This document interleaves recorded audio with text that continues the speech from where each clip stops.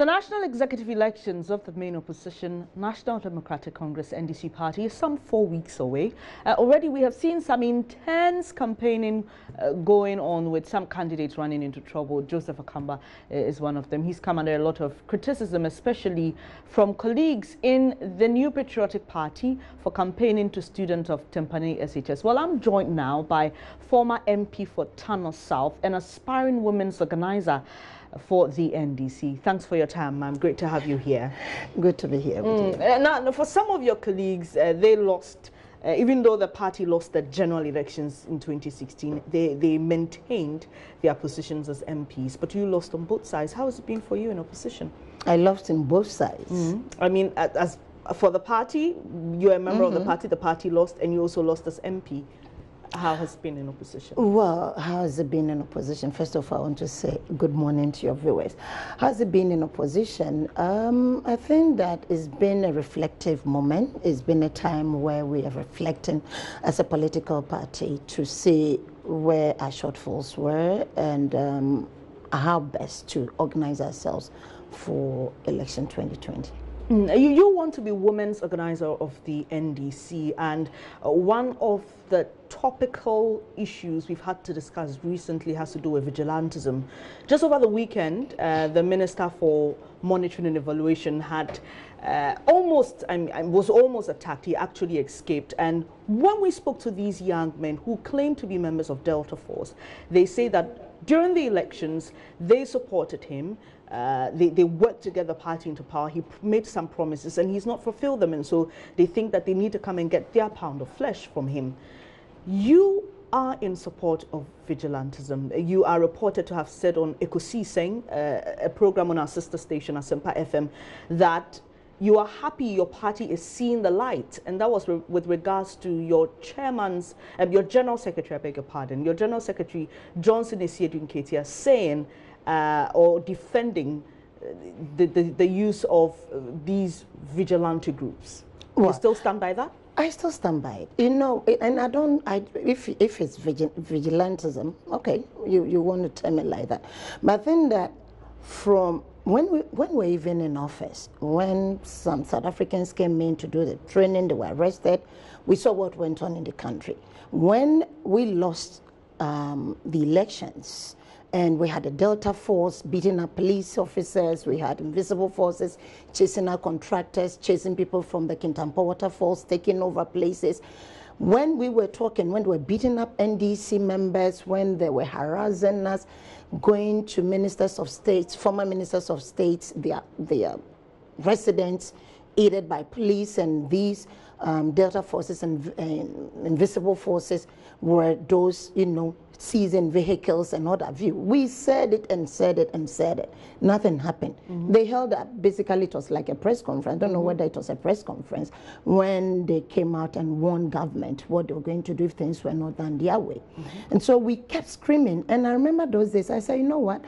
I'm very sure that the day that NDC also set up a group to protect us, then we hear the voices that have gone mute, and people will now see it not to be good. But in any case, the Delta Forces, they are the seat of government. They are there. And so has government come to disband them?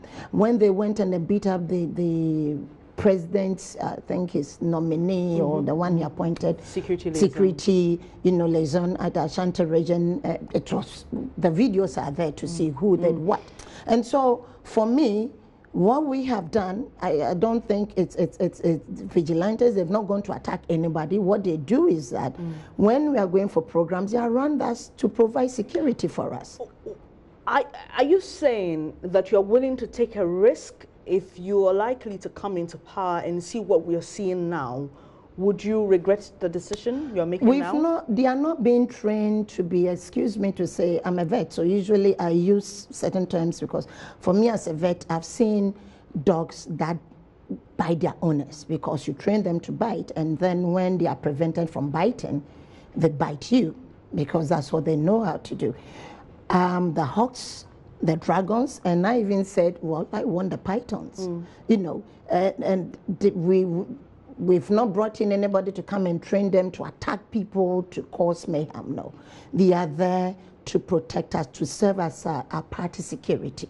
for us, and so that is exactly what you're doing. But if you say risk, I don't see what is called risk, because our people are not going to be trained to do that. But in times past, we've seen members of the NDC, so-called vigilante groups, who have also visited some attacks on people and gone to take over institutions and all that. No, I don't think that you've had an NDC group that is a vigilante group. We know that we had the Delta Force Invisible Forces. It started when even the MPP was in opposition, when people were attacked at their party headquarters. What about and the what Azoka have you. boys? Or you don't associate with them? Which ones?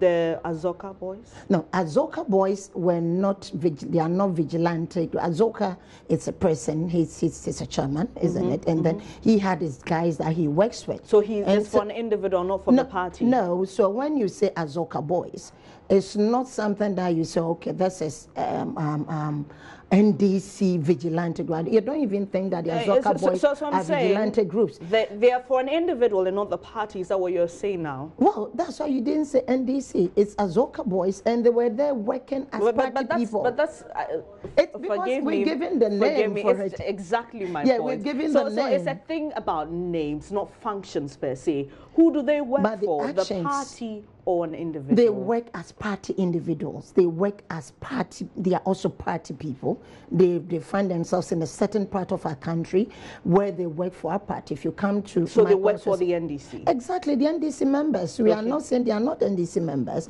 But you see, my dear, sometimes I begin to wonder, you know, we kept complaining about these Delta Force, invisible forces, who, as we speak, some of them, a lot of them, they are there at the seat of government.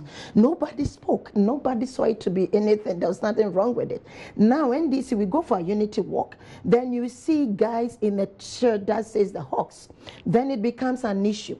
The Hawks, they were protecting us. They are there with, making sure that there was order, and everything. We had the former president, John Dramani Mahama, and if he's there, and then you see a crowd that we need to protect, they are doing it. Now it becomes an issue. Sorry to interrupt, but at your own regional executive elections, we saw some bit of a chaotic scene caused by these same Hawks. And exactly, my colleagues from the Ashanti region reported that there were some issues because they came in with one candidate, and there was a bit of a chaos there. So I'm just looking at... They reported that it was the Hawks, or they reported that candidates, when candidates are every candidate. Well, I don't. Well, the report was that they were the Hawks. So I'm also saying. My question is that even within the party, they seem to create some issues. No, it's not.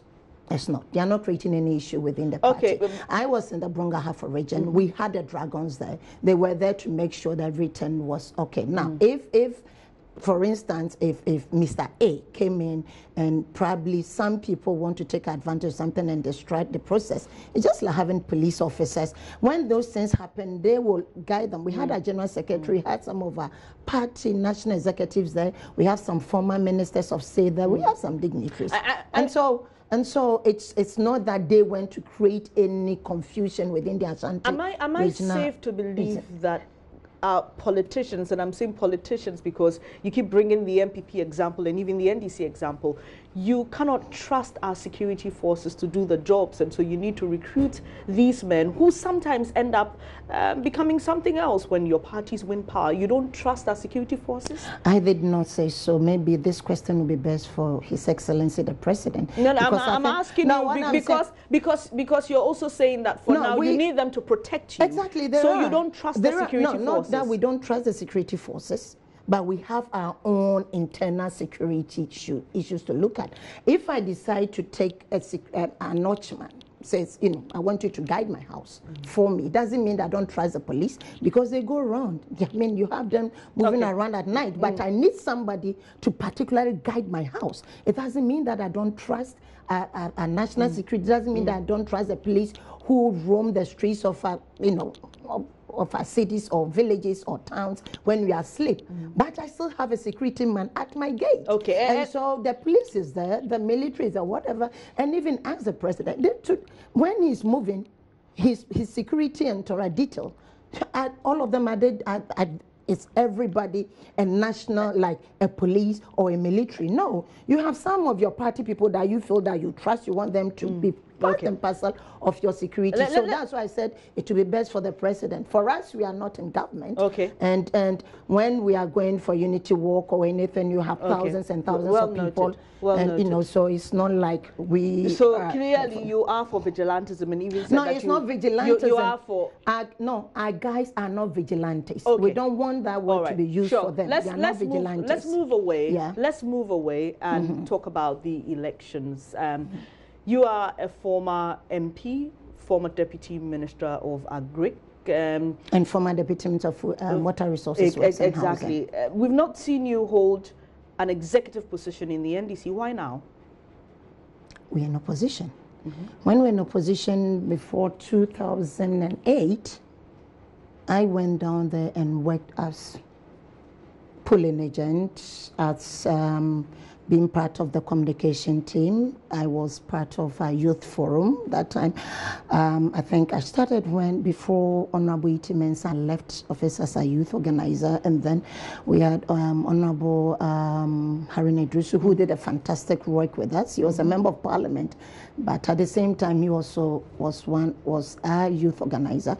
So we had various forums, I mean various sections working for our political party, and of course contested my first primaries, 2006. I lost the primaries, continued to do what I had to do, to make sure that our party comes to power. Mind bet that I contributed, together with a group, and then we came to office. I was appointed by the appointing authority then, the late Professor John Tamis, and his then Vice President, John Dramani Mahama, and as his Deputy Minister for Water Resources, Works and Housing. And after that, I also went for another primaries in 2011, where I was able to win the primaries. Okay. Then I contested on the ticket of my political party, the NDC, and then came to Parliament.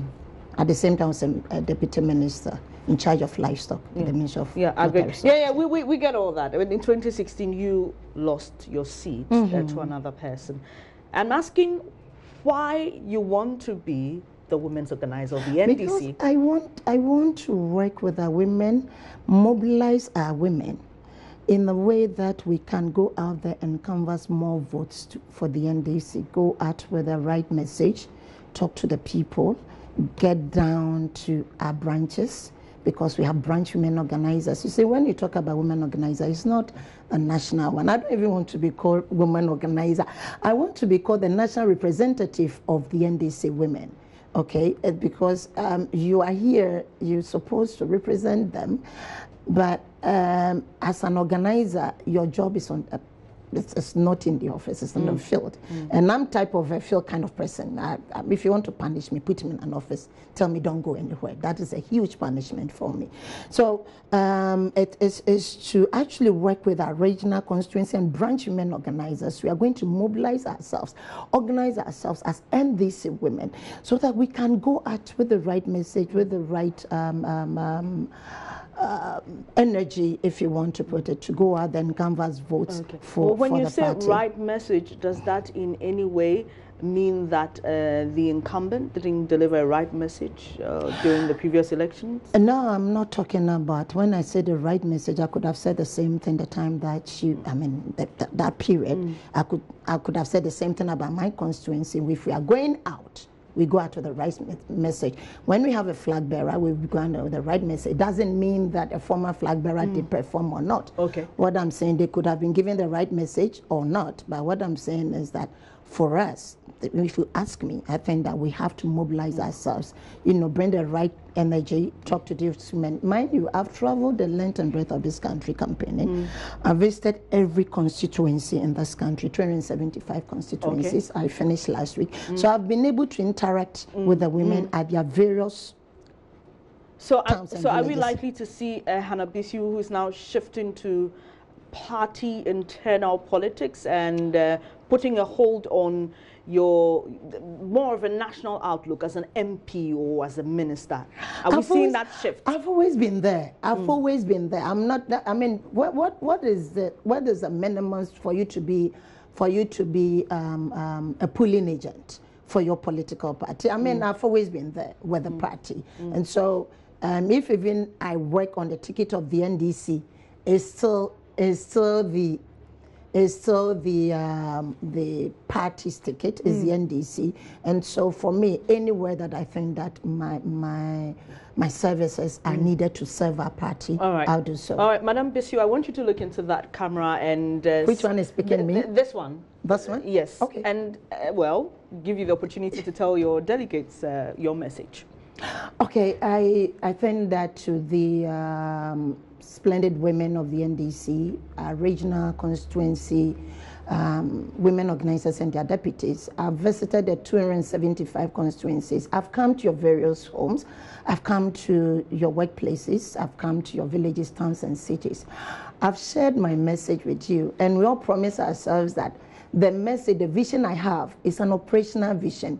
We know we are going to a battle, and so a soldier goes to war but does not put his or her strategies at, in the public domain.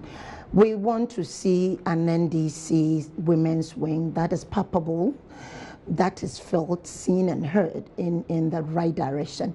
And so I'm here to serve you. I've been telling you, you don't have to like Hannah Bisu. You have to love the NDC and vote for Hannah Bisu so that together we will move and work for our great party to come back in election 2020. Thank you. Thank you very much, Hannah Bisu, for coming this morning. Thank you for having me. Hannah Bisu has been my guest. She is aspiring women's organizer of the NDC.